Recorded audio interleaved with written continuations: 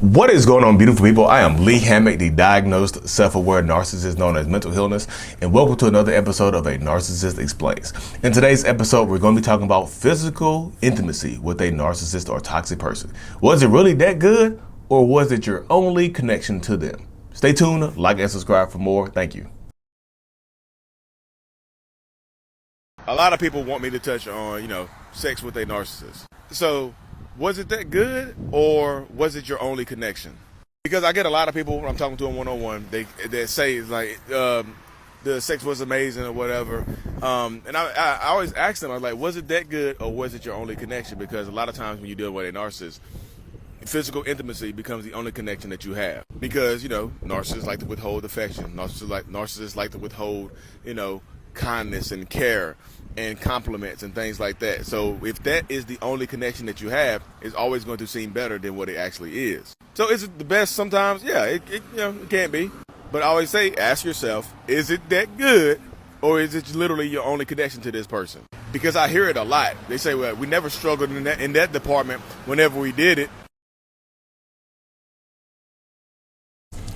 So welcome back, y'all. So, y'all seen the title of the video. It says S-E-G-G-S in narcissist. You can't write the real word on there because people censor videos like that, y'all. So why you write it like that? I just told you why I wrote it like that. There you have it. I wrote it like that because they censor the videos and whatnot. But they allegedly censor the videos. But I just don't want to take no chances. Y'all know what I meant. You know what I meant. Sex in narcissist. So ask yourself this question right here, because a lot of people say this to me, y'all. They're just like, well, it was the best the physical intimacy was the best I ever had. Ever with the narcissistic person. It was mind-blowing, cheek-blowing, the cheeks were clapping like the salmon or capistrano or whatever. You know what I mean? It's the Catalina wine mixer of cheek clapping. It was amazing. So ask yourself the question right here, y'all. Was the physical intimacy really that good? Or was it possibly your only connection to this person? Was it the only time that you felt connected to this person? Ask yourself that question. Put it in the comment section. So could both things absolutely be true? Yes, absolutely. Both things could absolutely be true. They could. You know what I mean? They could absolutely be true. This could be the most mind-blowing, cheekiest clappiness of whatever. You know what I mean? It could be that good. It could be the best that you've ever had. And it could also be your only connection to this person. This could be the only thing you get right. And sometimes the narcissistic person will absolutely know that this is your only connection. They'll say things to you like, well, we never struggled in that department. Hey, we might argue, fuss, and fight. We might not even talk for months, but when it come down to that bedroom boom, they'll say things to you like that because they, that's how it goes. That might be the only time that y'all are not fussing and fighting and arguing. And sometimes you might be doing it. You might be clapping cheeks because you're fussing and fighting and arguing. You might be arguing doing the deed. You know what I mean? And that might turn some of y'all on. Who knows? You know what I mean? They might turn you on getting talked down to. But who knows?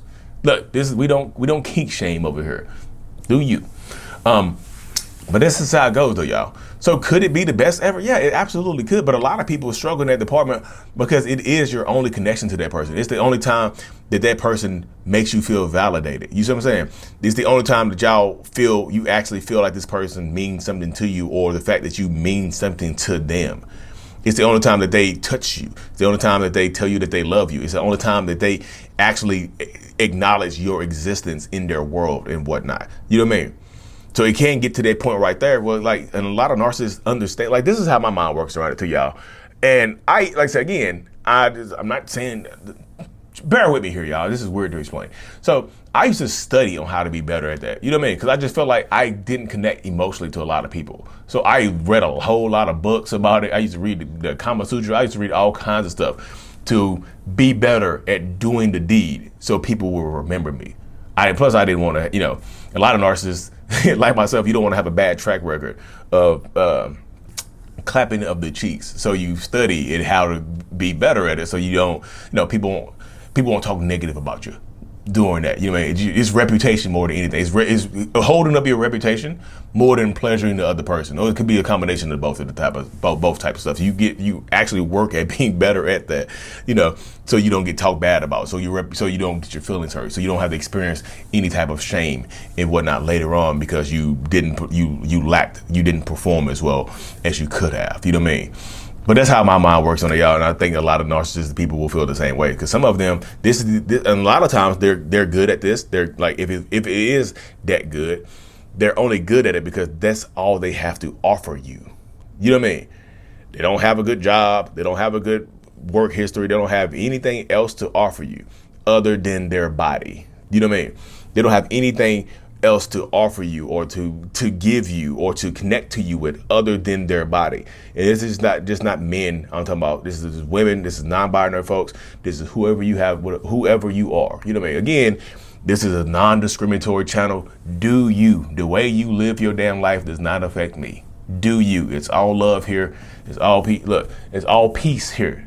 Do you. I'm telling you, my transgender brothers and sisters, do you. I know people might just, I'm unfollowing you because of that, lady. Look, that says more about you than it is about that says more about you than it does about the narcissist. You see what I'm saying? You're like, well, I'm unfollowing the narcissist. I don't agree. Okay, cool, whatever. You know what I mean? But we're all inclusive here. Do you? It don't affect me. But that's how it goes. You know, I'm glad I got that off my chest. I know people are just, well, only understand this. So this is not a political channel. We don't talk politics over here, but you know, you want to know my political affiliation? I'm independent. But it really is just the Sydney sun is coming through, y'all. Does the sun rise at 10:15 over here? Hey, I'm still in Sydney right now, y'all. Felt no the light. I guess that's the light right there. Y'all see how the light hit me when I said this is all inclusive? That's a sign from God, if anything, right there. the light, the sun rose at me when I said that. God was like, I got you. Let me get you just a little better lighting for the rest of the video, Lee, because you said that. But yeah, so y'all.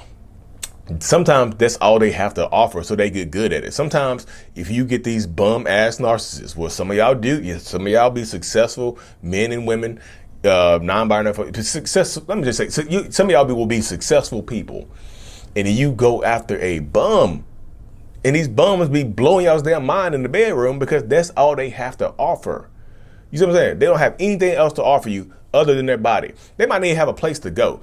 If you're dealing with a bum off the streets, like literally, not a homeless person or whatever, you know, I forgot the PC term for that, y'all. What's the PC term for that they're using for homeless people now? I forgot it.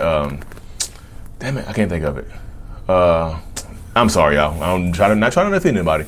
I cannot think of the term though. But you see that dynamic right there, y'all. They don't have anywhere to go. They're clapping for shelter. You know what I mean? You know, they're clapping for shelter. They are. They really, really are. Maybe any person experiencing homeless. There you go. So that's the dynamic right there, y'all. So I just feel like in those times or whatever, they're sleeping with you for shelter. They don't have anywhere else to go. Like if they don't perform good in the bedroom, they might be, you know, sleeping on a park bench. Who knows what they have going on right there, y'all. That's what I just said, like, you get into this dynamic, it's just like, you know, you get into this dynamic, it just gets into the, you know, my mind went blank, y'all, sorry. Break time. And I'm back. If they don't have anywhere else to go, like, if they perform badly in the bedroom, you might kick them out, and they might be sleeping in their car, or they may be sleeping on a park bench, or they might be going somewhere else. So they get good at it to protect themselves, you know. But again, ask yourself, you have to ask yourself this question, y'all. Is it really that good? Or is it the only connection that you have to this person? Is it the only time that I feel validated this person? Is this the only time that this person makes me feel alive? Is this the only time that we actually connect? Is this the only time that we have, if this is our only alone time? Because y'all, if they're intentionally withholding intimacy from you, because some narcissistic people will, if they are intentionally withholding intimacy from you, a hug feels a lot better if you haven't had one in 6 months. A kiss feels a lot more valuable to you if you haven't had one in a year. Somebody telling you, it's not just physical intimacy, it's emotional intimacy as well. If somebody hasn't told you that they love you in 6 months, it feels a lot better to hear. You see what I'm saying? It means a lot more to you. So if they're withholding things and breadcrumbing you, intermittent reinforcement, like giving you little bits and pieces every once in a while, then it means a lot more when it finally happens. So if you haven't slept together in 6 months, it could be mind blowing because you haven't had it in 6 months. You see what I'm saying? So ask yourself, is this the only time that we feel connected, or is it the best ever? Like I said, both things can be true. I'm not doubting nobody else's bedroom performance. I'm just asking you to think about it, because sometimes this keeps people in these relationships. Y'all be like literally sex whipped. You be sex addicted to this person and you can't let them go because you don't think you're gonna find somebody else that can perform as good as them. So understanding this dynamic right here can actually help some people heal. Like, was it the best you had? Are you never gonna find this good again? Or is it your only connection to this person? You see what I'm saying?